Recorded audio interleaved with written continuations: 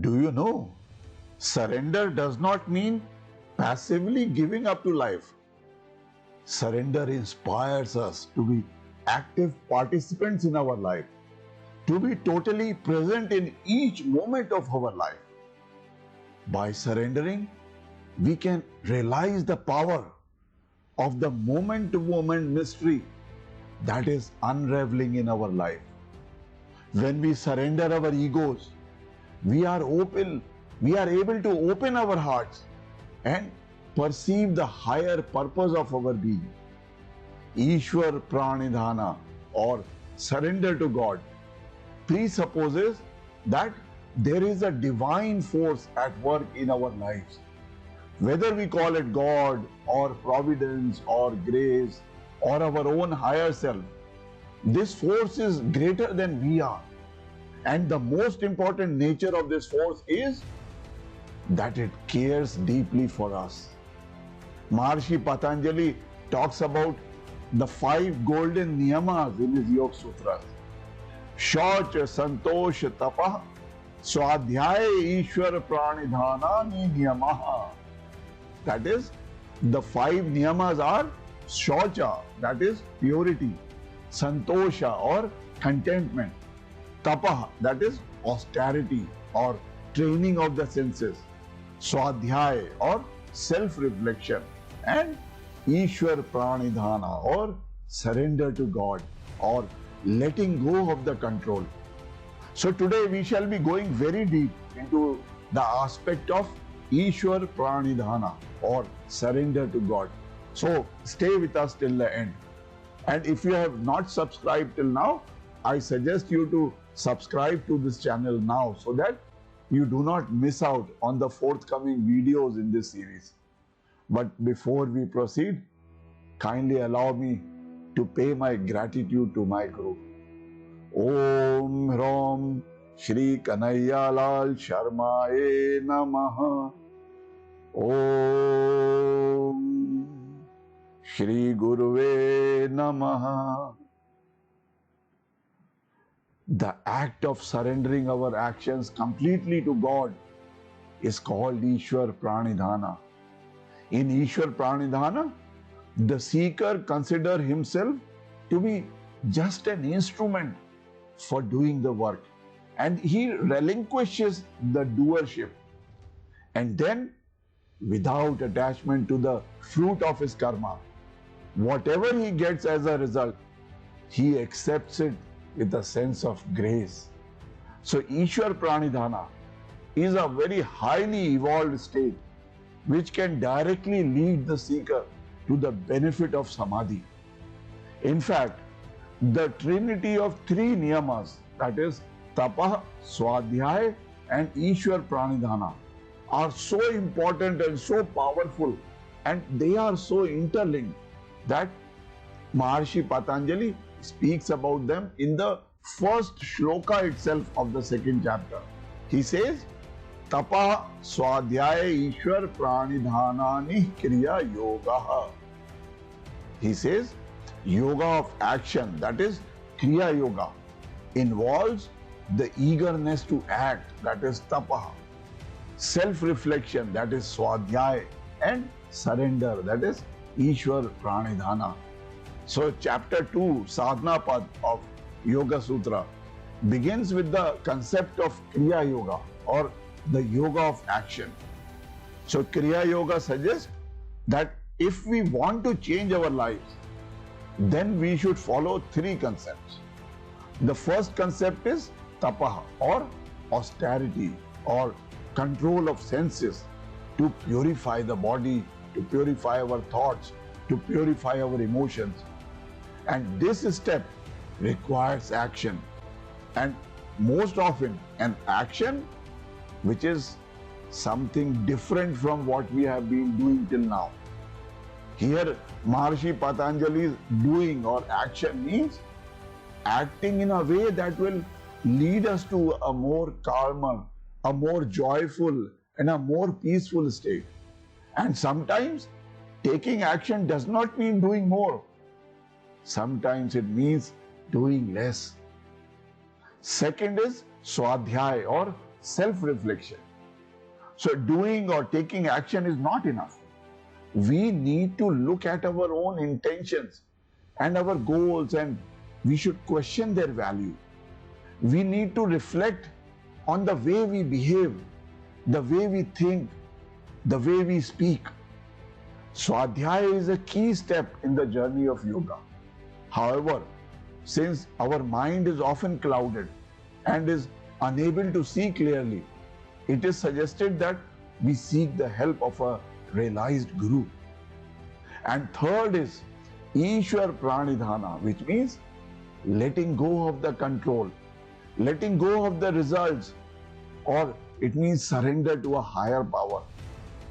In some areas of our lives, we have control over our action and over our self-reflection.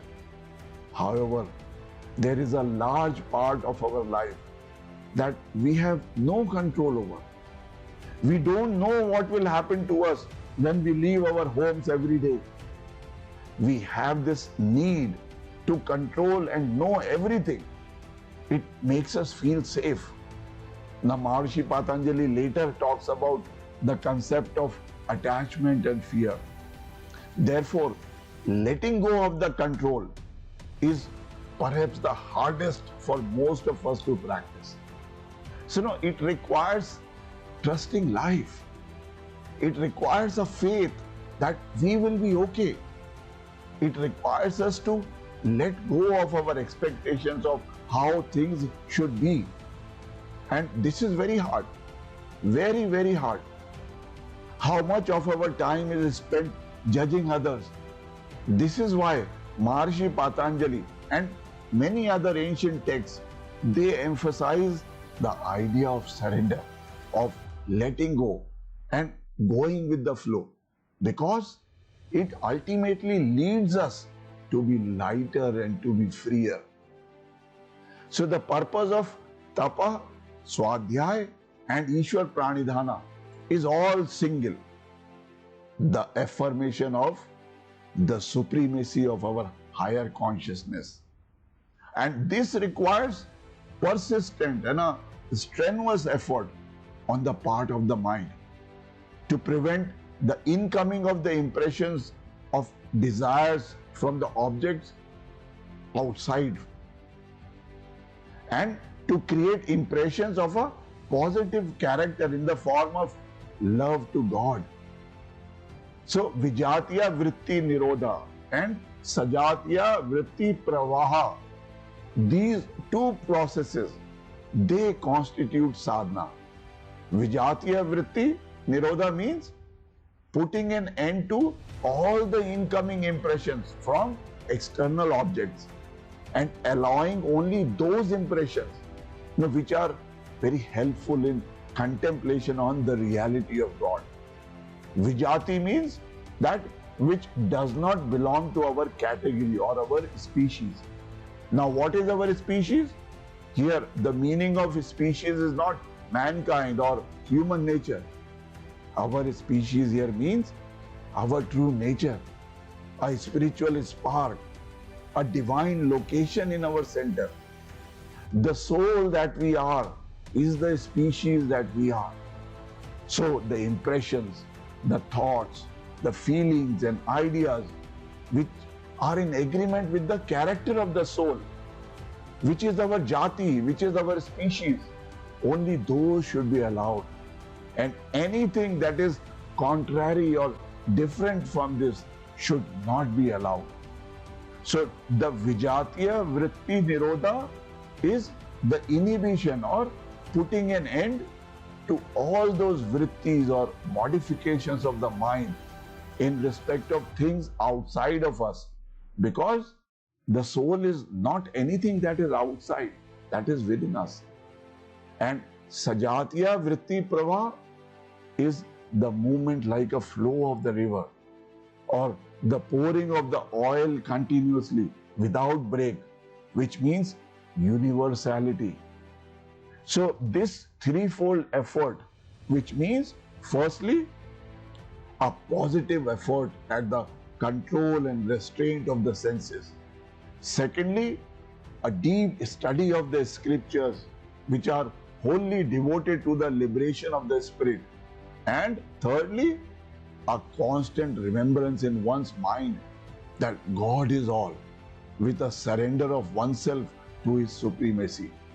They all constitute a very important sadhana by itself. This is the meaning of this single sutra. Tapah swadhyay Ishwar pranidhanani kriya yoga. Ishwar is God. Pranidhana literally means attention to, or surrender to, or love for it. But you cannot pay attention to, or you cannot surrender to, or you cannot have love for a power in whom you do not have faith or you do not believe in. Therefore, faith in God is the first requirement for Ishwar Pranidhana. And the other requirement is to pay attention to God at all the times.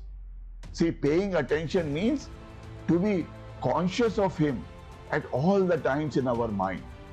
Lord Krishna says in Bhagavad Gita, Tasmat sarveshu kaleshu mam anuswarmara yuddha cha mai arpit manobuddhir mam ivaishyas sanshayam.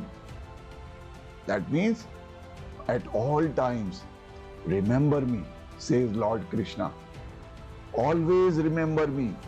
And also do your duty of fighting the war, he tells Arjuna. With mind and intellect surrendered to me, you will definitely attain me. There is no doubt or sanshaya about this.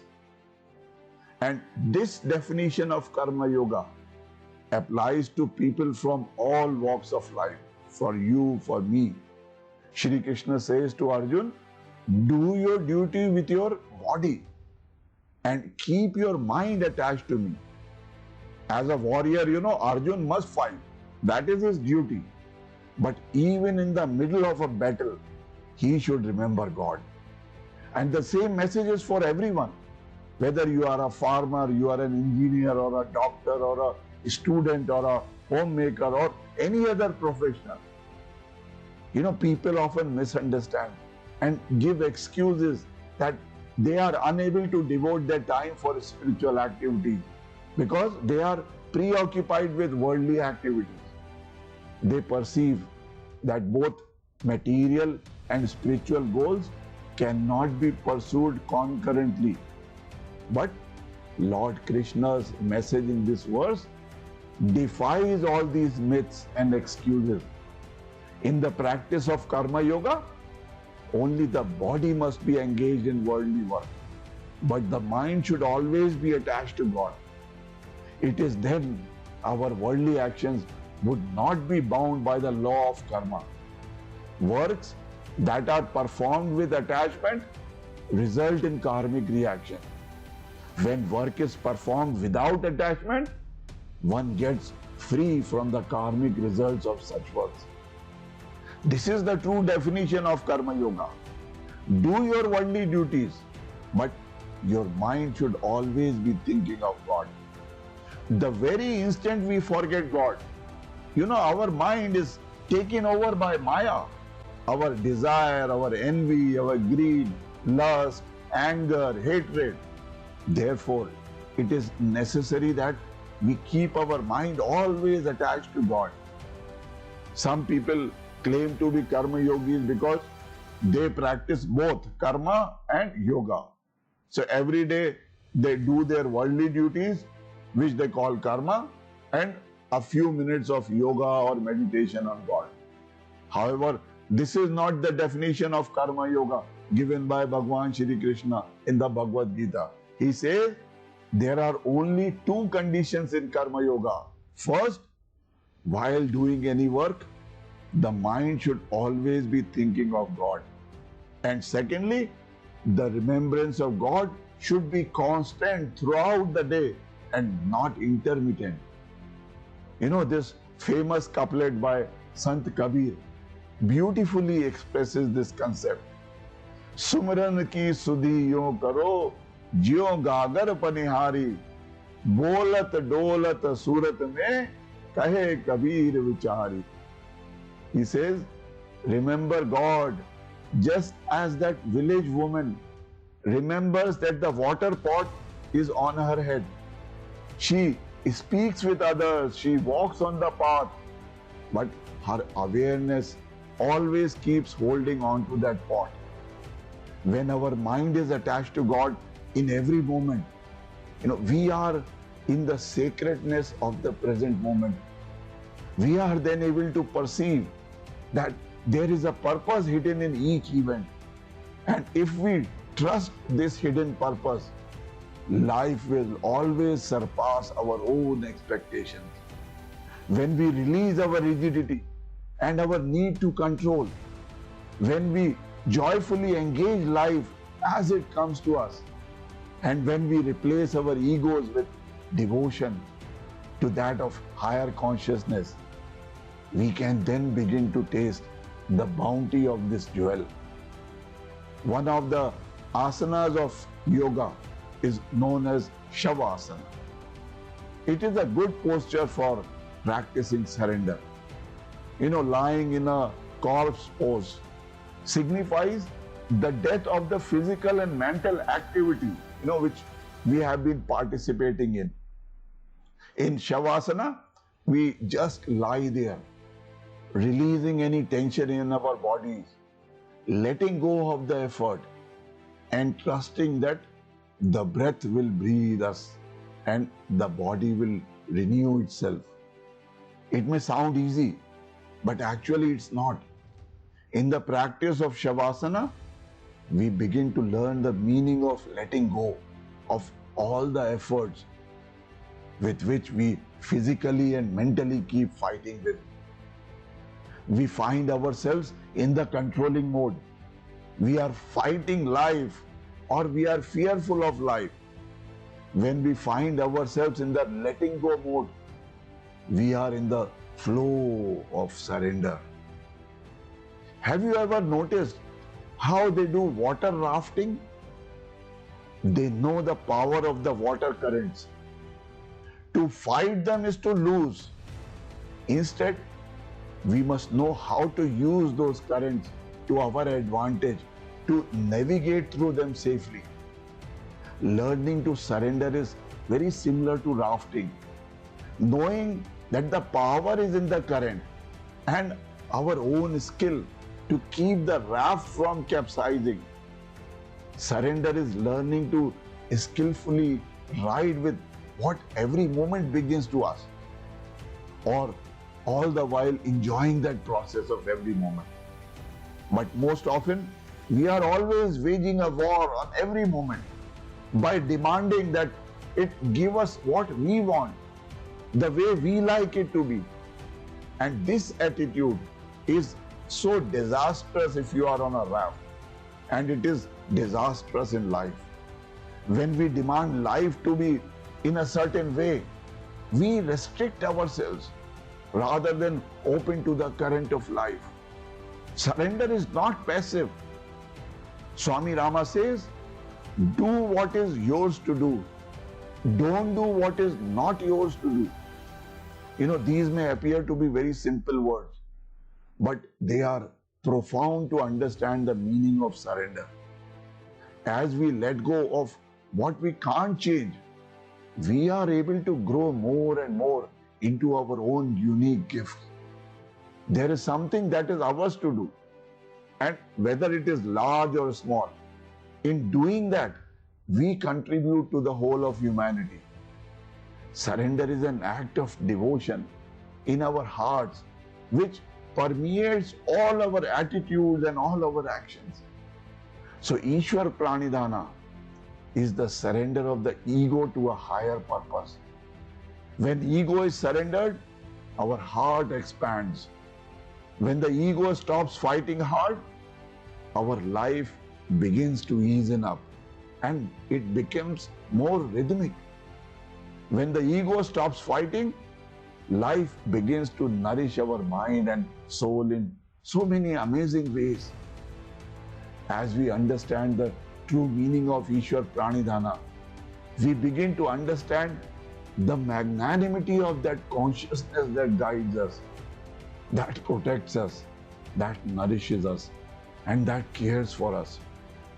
We begin to realize that there is something much greater which is doing through us. We then begin to surrender all of our actions and the fruits of our actions to that divine. Surrender is a profound knowing that we are a part of this divine oneness. We do not lose ourselves in the act of surrendering, but instead we become part of the greatness itself. Write in the comments below if you wish to commit yourselves to surrender to your own higher self, to which would transform your life forever, from an ordinary life to an extraordinary life. And if you wish to learn more secrets to live an extraordinary life, you join my free workshop, whose link is given below. And in my free workshop, I tell you the secrets to design your extraordinary life. I am your brother guide to prosperity, and my mission is to help you realize the dreams of your life and help you achieve something worthwhile in life for which your family, your parents, and your children can be proud of.